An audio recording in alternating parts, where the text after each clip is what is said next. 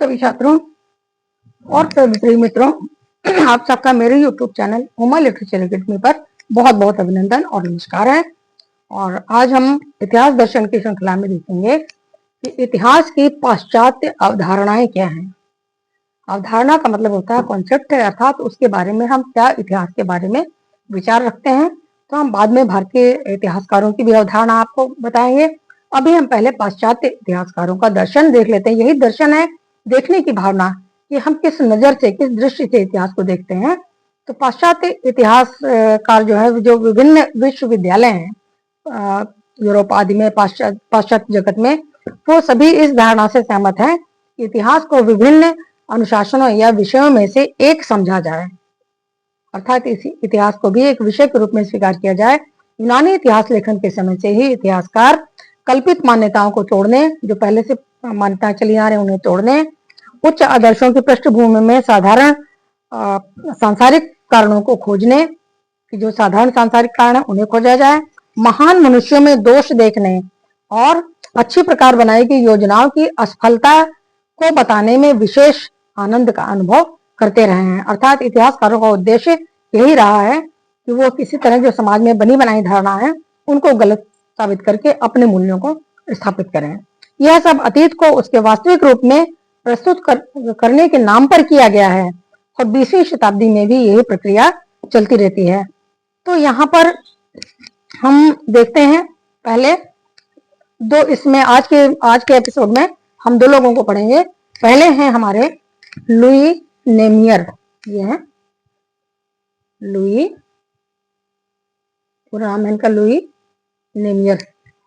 ये दार्शनिक हैं जिन्होंने इतिहास लिखे और इन्होंने बताया कि विशिष्ट का महत्व, इनका जो मुख्य वाक्य है वो है विशिष्ट का महत्व। तो अतीत को प्रस्तुत करने में सबसे महत्वपूर्ण जो भूमिका है उसका निर्वाह करने वाली विचारधारा का सबसे महत्वपूर्ण प्रतिनिधि कौन है? लुई नेमियर है। और 18वीं शताब्दी में ब्रिटेन की राजनीति के अध्ययन के आधार पर वह लुई इस निष्कर्ष पर पहुंचता है कि उस समय सभी महत्वपूर्ण विषयों पर संसद द्वारा निर्णय लिए जाने का आधार कोई सिद्धांत अथवा मान्यता न होकर संसद सदस्यों की आर्थिक एवं सामाजिक पृष्ठभूमि तथा उसके अन्य संसद सदस्यों के साथ संबंध थे। अर्थात उसने कहा कि यह कोई जनता का इतिहास नहीं था, बल्कि उस समय जो निर्णय संसद द्वारा और उनकी आर्थिक स्थिति यानी उनकी पोजीशन द्वारा जो निर्णय लिए जाते थे, तो इसमें सभी महत्वपूर्ण विषय जो देश के लिए जो फैसले लिए जाते थे वो यही लोग लेते थे। तो इतिहास भी उसी आधार पर चलता था।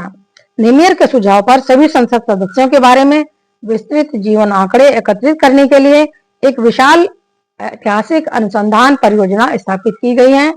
इस परियोजना के कारण नेमियर पर यह आरोप भी लगाया गया है कि उसने इतिहास को विवेकहीन कर दिया है। अर्थात अन्य इतिहासकारों ने यह कहा कि उसने सिर्फ संसद के सदस्यों की आर्थिक स्थिति या उनके पोजीशन द्वारा जो लिए गए निर्णय हैं उसी को महत्व दिया गया है, बाकी इतिहास का उसने एक प्रकार से विवेकहीन कर दिया गया कि और कोई इतिहासकार इसके अलावा और कुछ सोच ही नहीं पा रहा है।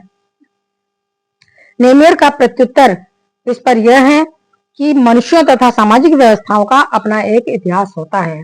उसने कहा सामाजिक जो व्यवस्थाएं होते हैं, जो लोग तय करते हैं इन व्यवस्थाओं को, उनका भी अपना इतिहास होता है जिसके अनुसार उनका विकास होता है और फिर पर्यावरण की जानकारी द्वारा मनुष्य का अध्ययन संभव है। सामान्य मनुष्य का अध्ययन वो कहते हैं कि जो पर्यावरण है जलवायु द्वारा, उसके द्वारा अध्ययन संभव है, लेकिन जो सामाजिक विकास की अवस्थाएं हैं तो जो निर्णय संसद द्वारा लिए जाते हैं वही ज्यादा महत्वपूर्ण है।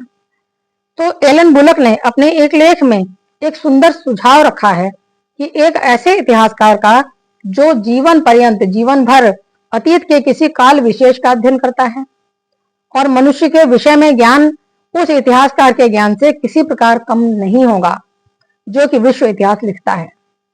अर्थात कोई व्यक्ति अगर विश्व के इतिहास पर दृष्टि डालता है और पूरा जीवन अपना उस पर देता है तो उसका भी महत्व कोई कम नहीं है कि जो संसद का इतिहास लिख रहा है उससे कोई विश्व इतिहास लिखने वाले इतिहास का बौद्धिक स्तर कम है।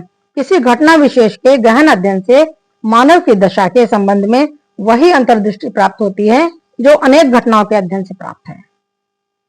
चाहे एक घटना का के अंतर दृष्टि प्राप्त कर लीजिए एक घटना के माध्यम से, चाहे बहुत सारे घटनाओं के माध्यम से प्राप्त कर ली है। तो ये उनका कहना है। इस प्रकार हमने देखा कि जो विशिष्ट हैं उनको अधिक महत्व दिया गया है, यानी विशिष्ट का महत्व है लुई नेमियर द्वारा। अब दूसरे आते हैं क्रोचे।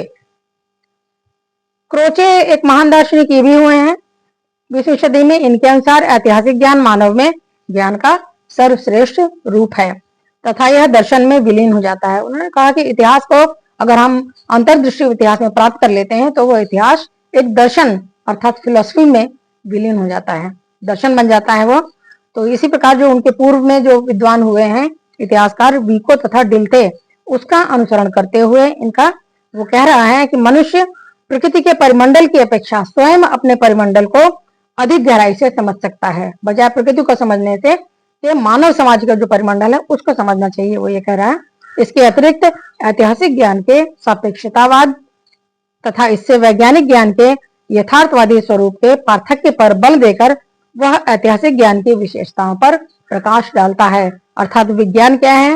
इतिहास एक सांस्कृतिक उत्पाद है, जबकि विज्ञान एक प्राकृतिक उत्पाद है।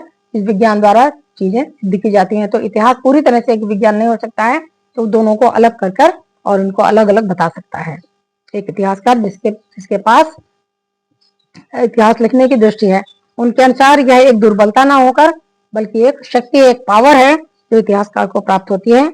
अपने एक प्रसिद्ध वाक्यांश में वो कह रहा है कि संपूर्ण इतिहास वर्तमान इतिहास है, अर्थात इतिहासकार वर्तमान की दृष्टि से ही इतिहास को देखता है। प्राचीन वो तो वर्तमान में ही बैठा हुआ है और लिख रहा है अतीत की घटनाएं।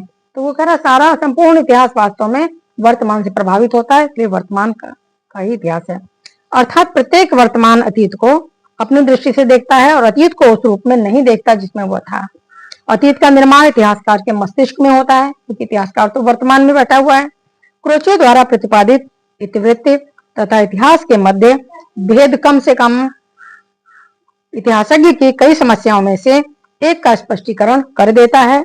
इतिवृत्ति रूपी ढांचे पर निर्वचन का मांस लगाकर, निर्वचन अर्थात व्याख्याओं का मांस लगाकर इतिहासकार को उसे इतिहास का रूप प्रदान करना चाहिए, अर्थात तथ्यों की व्याख्या करनी चाहिए और तथ्य रूपी जो गुठली है उस पर इतिहासकार व्याख्याओं का गूदा उसे लगाकर उसे इतिहास का रूप प्रदान करना चाहिए। तो ये प्राचीन हमने दो दर्शन को पढ़ा, दो दार्शनिकों ऐतिहासिक दार्शनिकों को पढ़ा। आज तक के लिए इतना ही। आगे के एपिसोड में और भी हम 2-3 को पढ़ेंगे इतिहासकारों के। और बहुत बहुत धन्यवाद, ध्यान से इसको पढ़िए।